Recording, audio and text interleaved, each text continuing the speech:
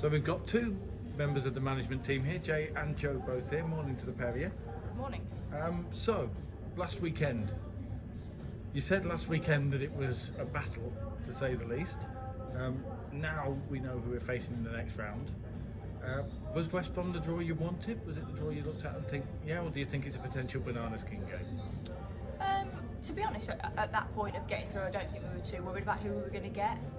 You're in the hat and that's the main thing, so the draw was irrelevant to us, but obviously, now it is a team in the league below. That does give us a little bit of hope, but Billericay were, leagues below us, and everyone knows how that game turned out. So, yeah, we're going to have to be up for it. West Brom are good. I watched them last week play Wolves, and they've got a real distinct way of playing, and Jen's done a great job with them, so we're going to have to be really ready for them. And now looking forward to this weekend, second game in a busy month for the pair of you. Liverpool away, probably the fixture that you kind of pick out on the fixture list. They're top of the league. What are you expecting from them? We know it's going to be a difficult game. They're flying, they've got confidence, they're coming off the back of some really good results, especially playing against WSL 1 teams as well. So we know they're in form, we know they've got some really quality players. But we need to just go and continue doing what we've been doing and building and working towards our processes.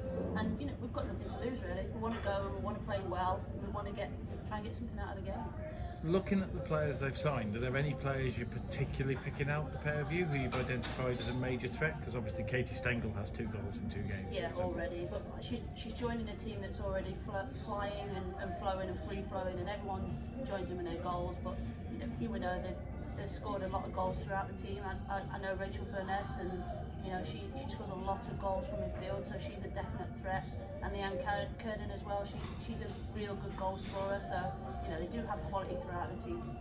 And do you take some hope, because obviously looking back to the home game, it was a very close game, even with 10 players, more than matched them for the vast majority of the game until, as you mentioned, Rachel Furness came on. So is that the kind of game where you look and go, right, what are we taking from that, or has the team evolved since then? I think we've definitely evolved, but having watched that game back, I think we were right in it, and I think had we had 11 players on the pitch at that point where they made their substitutions, I think we probably would have stayed in it for longer and potentially gone and got something out of the game. But I think we take heart from that performance, but I think they're a very different looking team and we're a very different looking team. So yeah, I think we just need to, like Joe said, continue doing what we're doing and ultimately just focus on ourselves.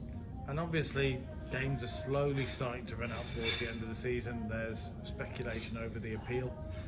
Does that hang over you guys, or are you just like, we'll get as many points as we can and it doesn't matter what happens off the pitch? Yeah, I think we can only affect what we can affect, and that's us getting our team on the pitch and winning games, and whatever happens off the pitch we will deal with as a group, and I think that's all we can do.